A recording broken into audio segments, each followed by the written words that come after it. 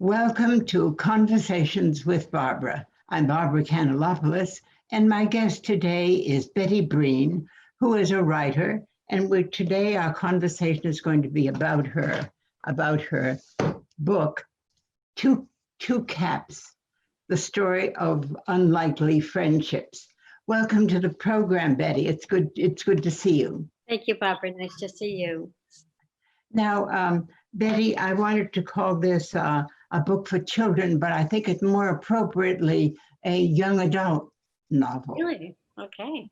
Yes, I would think. Had you had a grade, an age level in mind when you wrote it? Well, they're fifth graders, and the two boys, and a lot of children don't like to read about somebody younger than themselves.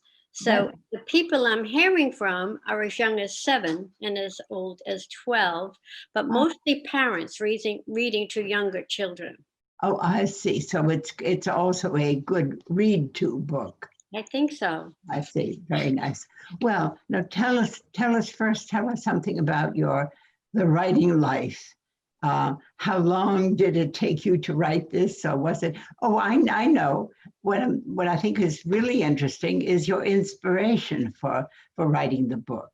Tell us about that. What I told you was that I had a young grandchild who's quite artistic, and in kindergarten, I don't know what the reason was, but they drew dreidels in a private kindergarten, and then they decorated them. And he brought his home and hung it on the Christmas tree.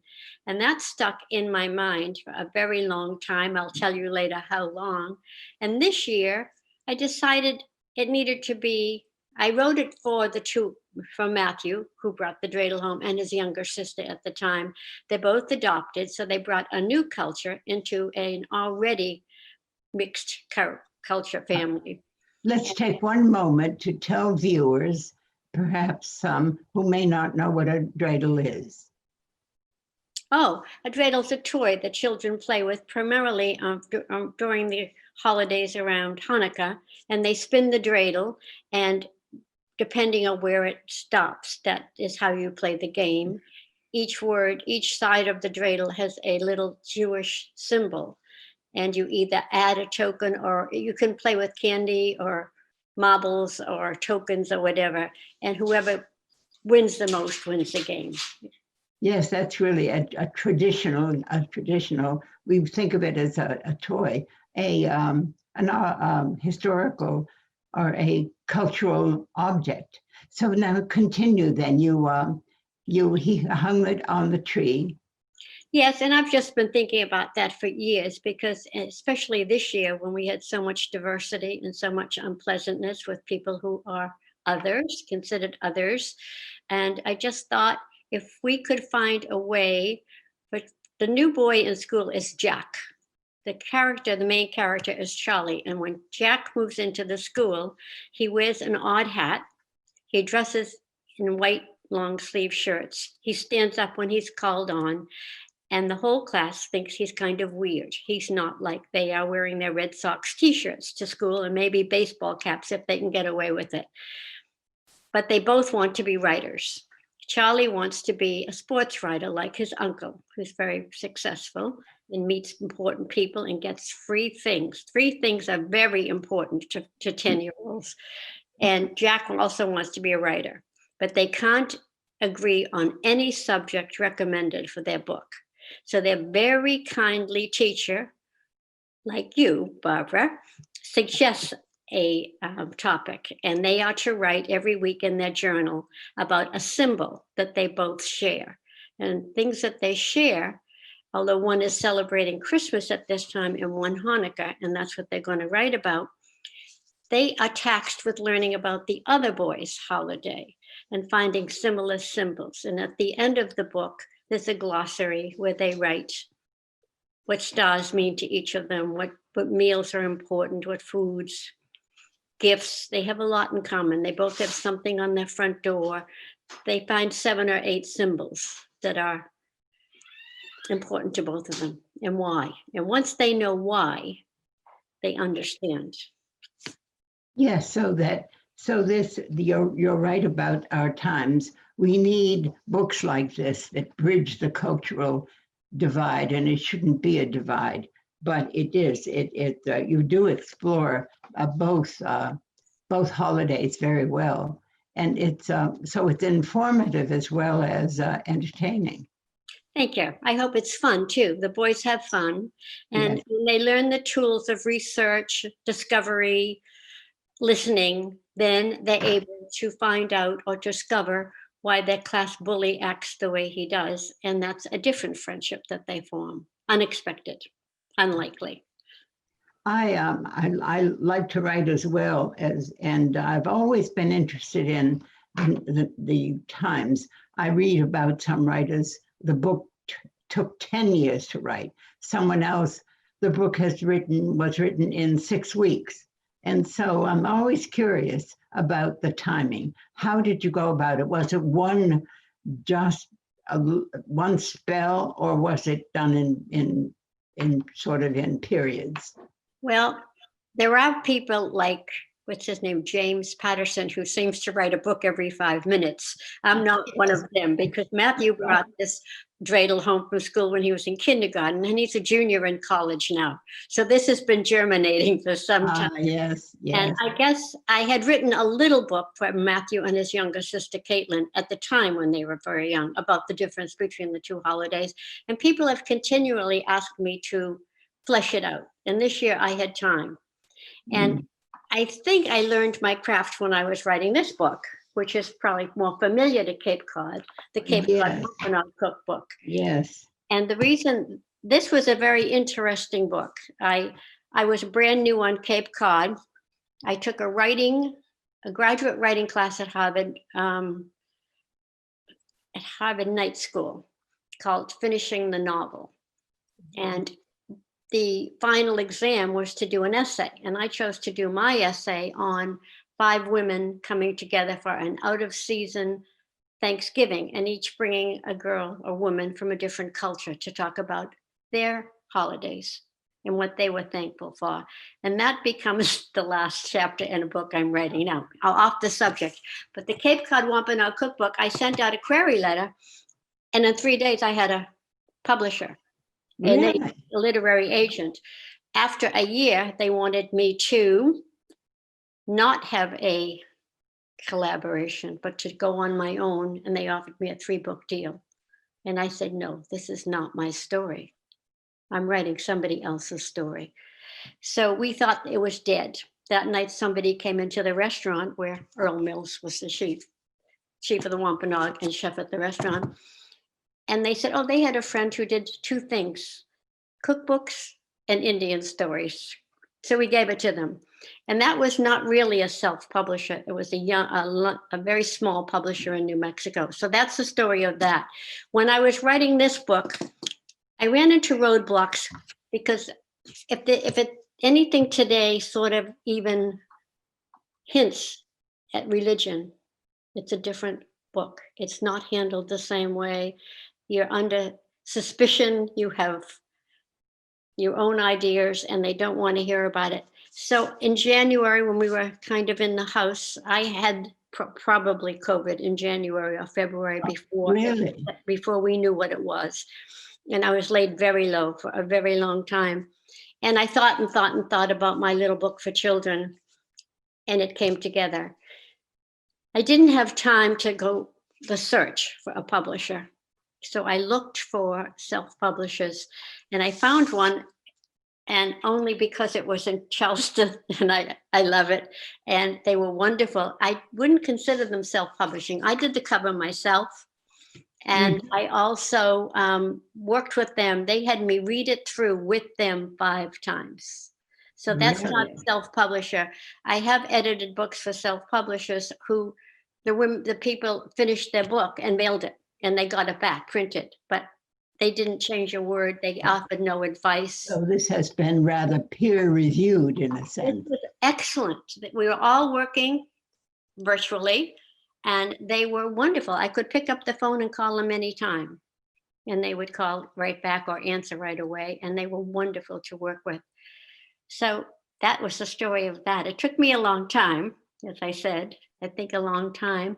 And when I was in that course at Harvard Extension School, finishing that course on writing a novel, my essay that I wrote for my final exam is now the last story in my novel, which is finished, but I'm editing it. So Oh, it's I an see. evolution, and I can't say time-wise. I'm slow. I'm Yes, slow and I'm old, but I wanna write yes, more than anything. yes, yes. It will be finished when its time comes. Yes, I understand that too. And I do understand very much the notion that some ideas have to, as you say, germinate. You got to think about them, and then as time goes by, they sort of become your plot and your theme. So now, are you a longtime Cape Codder? We bought the house in 1994, and we moved permanently in 2004. Oh, I see. And all 3 books are set on Cape Cod. I think I know where my heart is. Yes, yes, The children's book is Cape Cod. Of course, yeah, the Cape Cod Wampanoag cookbook is Cape Cod. yeah, yes, And that was interesting because as you know Earl Mills, we walked every bit of Cape Cod and talked. yes, yes. This is evident in the in pages in your introduction. Mhm. And the restaurant is was one of our favorites. With quite, we miss it. We miss it. The it is all of a sudden I can't think of the name of With the Flume. the Flume, of course. Yeah. Yes, Now you have all the recipes. yes. All these are all Flume recipes. They're pretty much Flume. A lot of them were cut out. As I said, that's the book where they wanted me to write alone and write more of the history. And I thought that certainly wasn't my job. My job was to write this story. And it wasn't my history. Yes, yes, I see. There is that becomes contentious today. I know there are some writers who write about, say, some ethnic groups or indigenous groups, and if they're not if they are not authentic roots, there's some question about who should be in charge of that material. So I think you made a wise choice. Well, it wouldn't have been right for me to continue alone. It wasn't Right, my route. Right. yeah.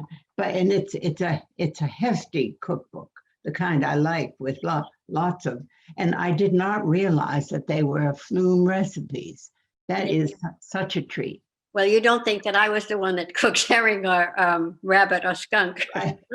Yes, yes. They had skunk in there merely because way back, Earl was on his land at that time, something like 12 generations. So he knew the history way back. And skunk was about the only meat available in the springtime to the original settlers, the Native Americans.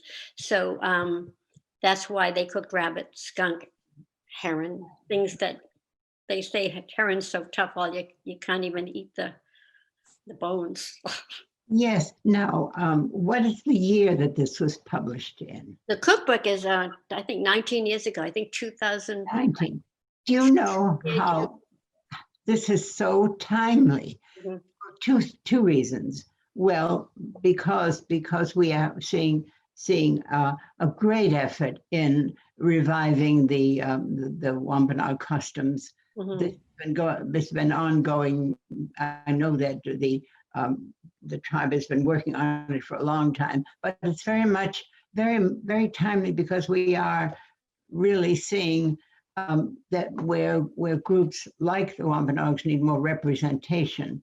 And so this makes it timely. And also in food writing, the notion that there are all kinds of unusual things that are edible is talked about, including, I think, crickets, things that we feed animals. Mhm. Well, anyway, we won't go into that. A skunk is, well, I'll have to check. It's got a popularity now because it's the 400th anniversary, of course, of our country. And the Wampanoags met the English settlers, my ancestors.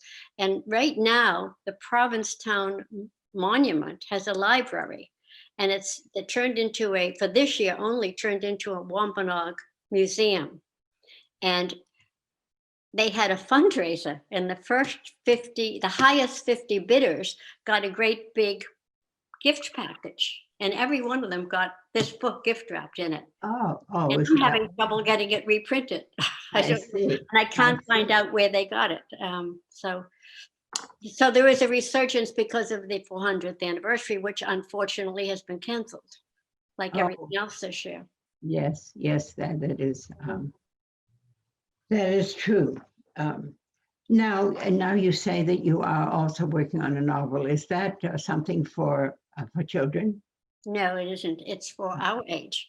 Uh, It's 5 women who go to Cape Cod for the weekend and discover they didn't know each other as well as they thought they did. Ah, that's very intriguing. Good. Well, good luck with it. I hope you finish it soon. Thank you, Barbara. Finish it soon. Yes. So now, 2 Caps is available at 8 Cousins for those who are interested in purchasing it. And so let's talk more about your characters. There is Michael and Jack, and Charlie and Jack, Yeah. and also there is some other boys too. So I think that you are intimating that sometimes there's a reason why they behave in certain ways. And I think you leave that to the reader's imagination. I hope that the young children, that's why I had hoped, I had a cover show The Boys from Behind, so that a young child wouldn't know that one is a baseball cap and one's a yarmulke. I wanted them to figure it out before we told them that. Yes. Unfortunately, I found a wonderful girl who did that for me. The publisher couldn't seem to get the grasp what I wanted. And it's the same thing with, I think the children need to figure out why the bully acts the way he does and why his sidekick, Sam, follows him and does whatever, even though he knows he probably shouldn't be doing that. But once they befriended him, he became a different person. He was actually probably a little jealous because they had better lives than he did, basically. Yes, there's much that gives a young reader much to think about. And also, it will parallel probably the kinds of things that young readers are seeing themselves in classrooms and on the playground. So it's really quite realistic. And in politics. Yeah. Seeing adults act in a way we want the children to learn young how to accept, because sometimes adults have a hard time changing. Yes. And perhaps this is a part of what you're going to be dealing with in your current novel. It would seem to me. Yes, you're really interested very much in social issues. I think so. Social justice, people understanding each other. Because they're not all lucky enough to be on Cape Cod. Yeah, right. Yes, too bad. But those issues have always been the stuff of novels. Certainly, people live in a society and are shaped by society, so that's always a reflection on them. And by nice teachers, Barbara, like you. And I would say that in 2 Caps, actually, the person who changed these boys was the kind teacher. I can't stress that enough. And also in my novel, there are 5 women, but the person who really is the sanest one in the group is also a high school English teacher. And that's before I ever met you. Yes. I love English and I love my English teachers. Yeah, that's wonderful. And yes, your teacher in this book is very insightful. And let's have a look at, do you read much children's literature? I was wondering if you have some thoughts about the kinds of things we have seen over the years, that children's literature has become much more honest than it was. That is, the subjects now are that libraries may have been hesitant to allow in their buildings are now very much part of what people are writing about. think I'm glad my children read happy little stories rather than being exposed to quite so much today. I went to one lecture about writing children's novels, and at the very end, they were talking about all sorts of diversity. They were talking about sex change operations, about multi-generational families, um, religious background, all sorts of different. They were writing about abandoned children. And at the very end, I stayed after and I had one question. I said, I'm writing a little children's book, and out of nowhere, a bully showed up. And I'm wondering if you've had too many of that. And they said, we haven't had any because we don't want any. That's sad. And I thought, well, you're talking about children whose parents are divorced, and children who have changed sex, and children who are not loved. And you don't want them to know about bullies. And I spent quite a bit of time with our very nice head librarian in Falmouth of the Children's Library, just trying to find out if there were any books at that age. Now, this might be a year ago, for boys. And oddly enough, there were none, but there were plenty for girls about bullying. Interesting. And so I think now I have seen more come out. And also my competition probably now, right, is Jill Biden, who wrote a book about her husband, the vice presidential candidate for president, about why he sometimes seems like he can't remember a word. And it's actually because he's a stutterer. Yes.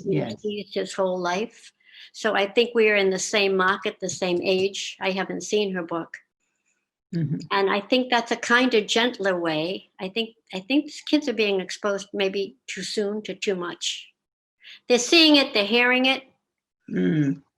Yes. I think I'd like to see more books about how to deal with it, discover, accept.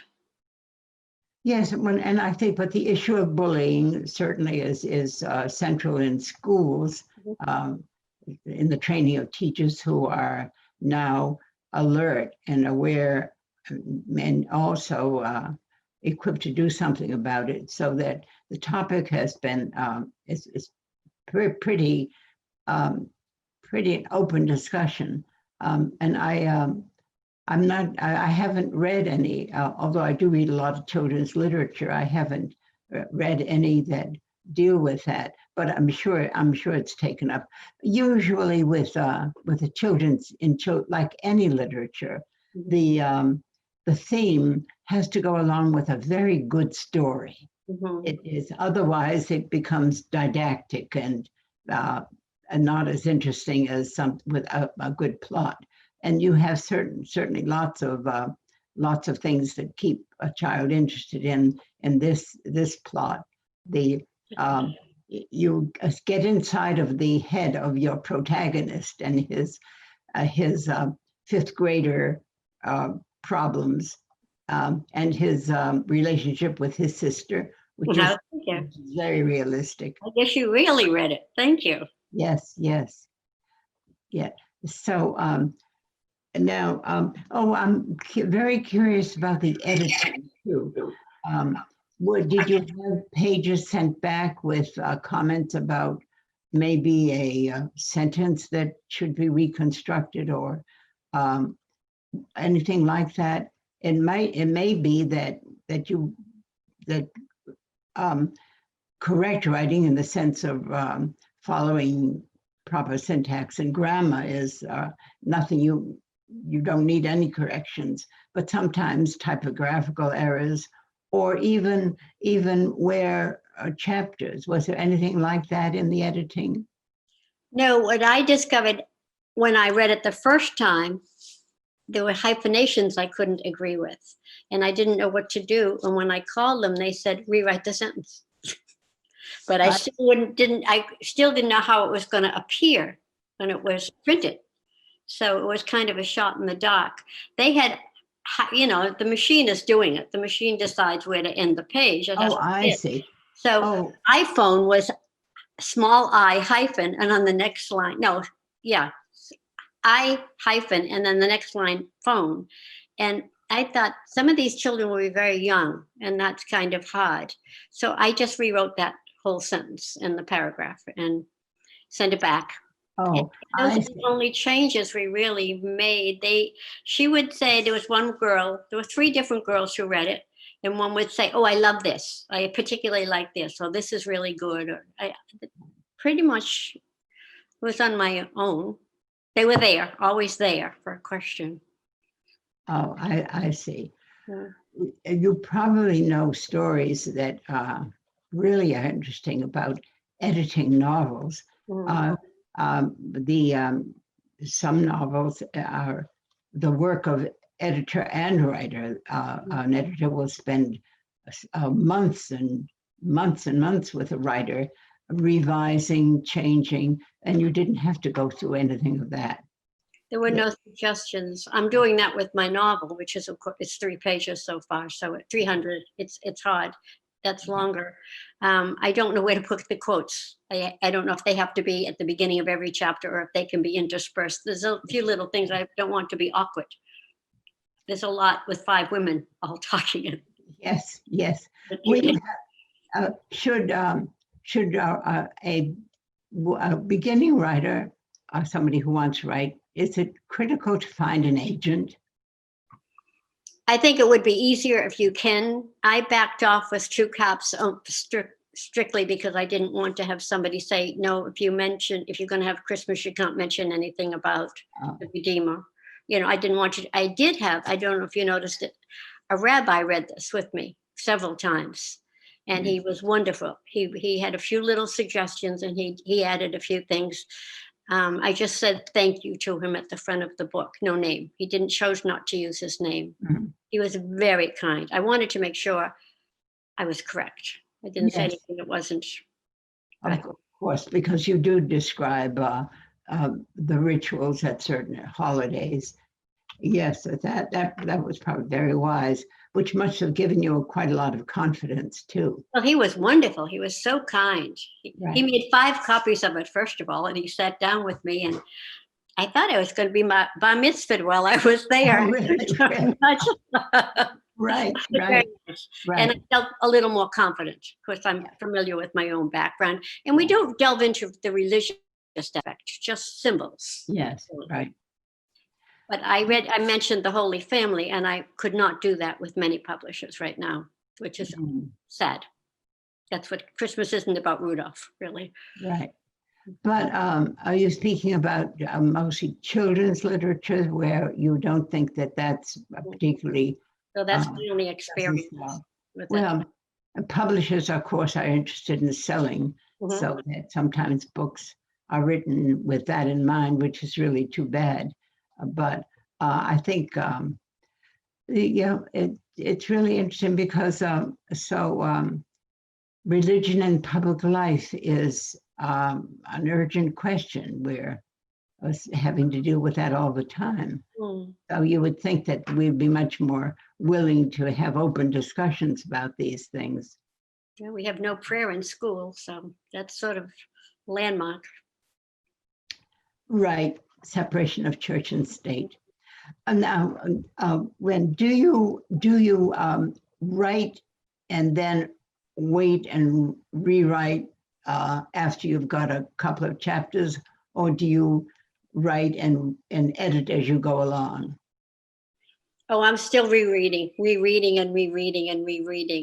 I have a chart with the names of the people and everybody in their family group so that I can go back and make sure I didn't change the names. You asked a question before, it made me laugh because I went to the Cape Cod Writers Conference one year, and there was a young man who had kept setting out this book, and it was kept being, they wouldn't even look at it. They kept setting it back and saying, this is terrible. Well, he had decided that he didn't like the name Ted, and he changed it to Bill. So every time he had a TED, it changed it to BILL.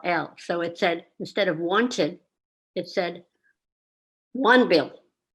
And they didn't know what he was writing. They couldn't read it. So I read everything back over and over and over because I have changed names. I realized I had in the novel too many names that began with J. I see. Jack's gone out of that book.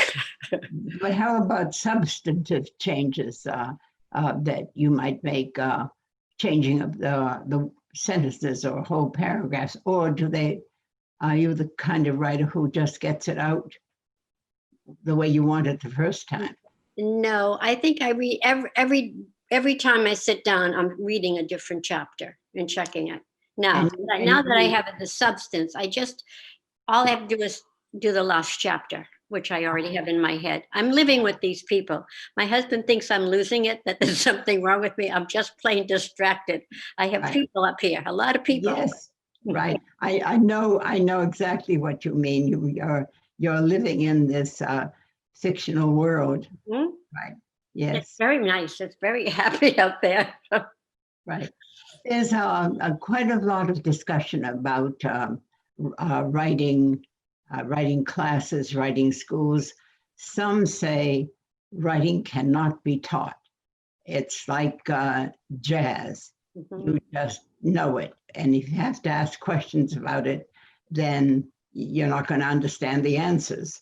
So, but others really claim that writing is a craft and it can be learned, and you learn just through trial and effort. So have you, what's your take on that? Do you think that writing is something that one just has the talent for, or can it be learned? Well, I think you have to love it. You have to love to read, first of all. You have to love to write. I don't even write out a grocery list. I put it in my computer. I love having things that I can visualize, because I leave them on the counter when I go to the grocery store, but I have it. Once I write it down, it's mine. To answer your question, I think every writing class has helped in some way. They might just pick one character and tell you to develop it or something like that. What I haven't had luck with is learning in a course taught by a writer. They have their own method and their own motives, I think. And I've had one particular writing class, and it's a woman I know, and she had a book that they said was going to auction, which she thought was a bad thing. And an agent picked it up and said, "Don't settle. They're offering you $100,000 on your first book. Don't take it."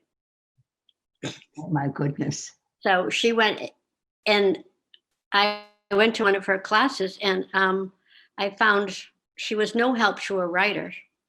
She was helpful about selling her own book and telling you how good she was. But you don't have to be a teacher to be a writer. You don't have to be a writer to be a teacher. If you've lived long enough, like I have, you've learned a lot. My mother stressed English. We were all taught, we had to form complete sentences in our house. And I think I love words, as you do. I love a play on words. My mother did too. And I think you learn proper English. Hopefully you can write a sentence. But not everybody has imagination, and that's the difference. Yes, that's right. I think that that's something you said is really interesting that I hadn't thought about. A writer teaching writing would have a difficult time, because that having found one's own voice and one's own style, it would be hard to adapt to somebody else's sense of who should, the point of view, from whose point of view is the story being told. That might be tricky. Whereas somebody who is a little bit a teacher and perhaps not quite so involved in the creative act is perhaps more open-minded. So maybe it also has to do with where you are in your career. Some classes might just take at the right time. I have found that it's learning by doing. Is probably best. Yeah, I think that's what it says here on the back cover, but I have to put my glasses on to see what I wrote. The tools are reading, research, and listening. Yes. And I think you, as an English teacher, certainly inspire your students to read. You can't write if you don't read. I believe that. Yes. Speaking of that, maybe you have some favorite writers. I love Ann Patchett, current writer. And I think this girl who lives in Martha's Vineyard, I wish I have to remember her name. She wrote March, and she wrote about Louisa May Alcott's father who went off to war. What is her name? Oh, I knew you'd ask me, and I was trying to remember it. And Caleb. It was set on Cape Cod and Martha's Vineyard. Yes. I remember the name of the title, yes. Oh, I'm so sorry. I can't remember her name. She spoke in Woods Hole one year, and my whole book club went, and she was charming and wonderful. Oh, I'm so sorry.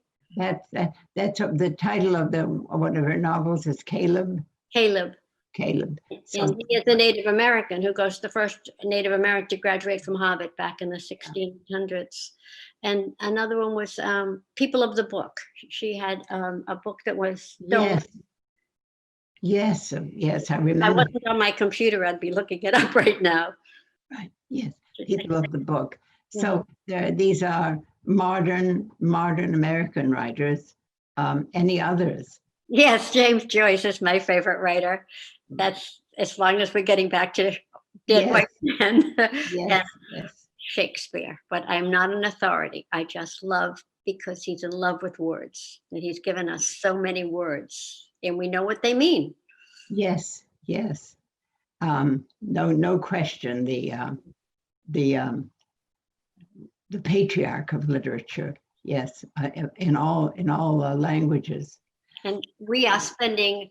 Well, we thought we were going to England last year, and we couldn't go because I had foot surgery. We thought we were going this year, and we can't because of the pandemic. We are tracing my family's roots back to Shakespeare, not as relatives, but some grandfather, and I don't know how many generations back, sold a house to William Shakespeare.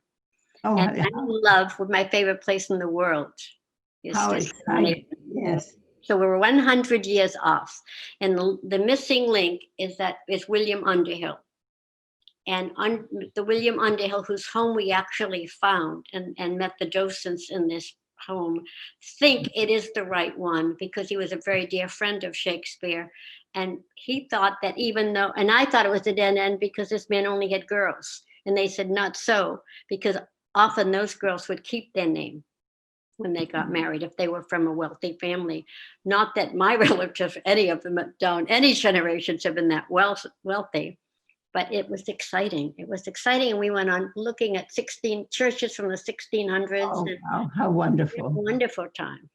Yeah. Yes, I admire the man. I admire him for making up words and writing plays and spanning the centuries. Yes, and it's often been said that if we did not teach Shakespeare in high school, we would have more readers loving Shakespeare. Right. There's something about having to read something that can sometimes be a sort of block, but Shakespeare is, you don't have to really be an expert. It's just fun to just to enjoy the beautiful language. Mm-hmm. Okay. Live in a different time.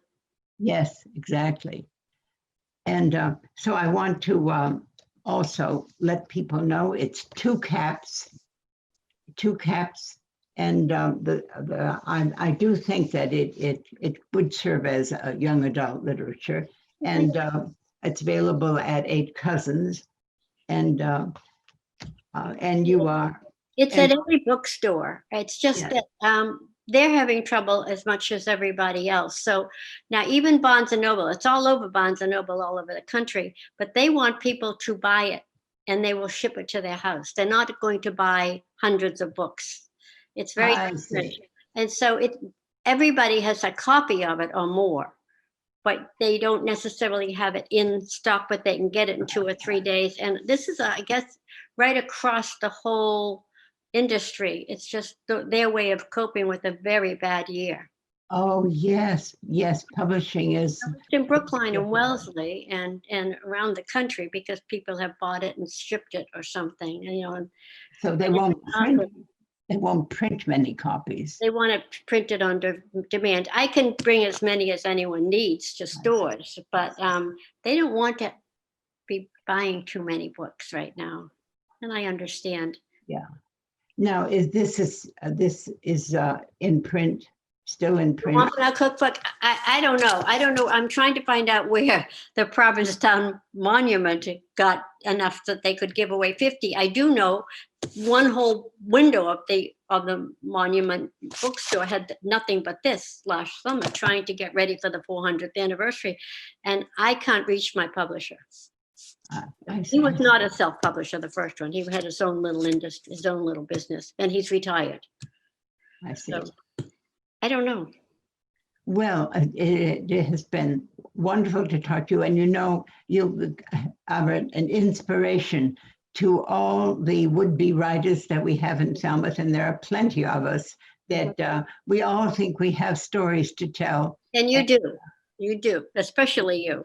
Yes, we just need to get disciplined enough to sit down and write it, right?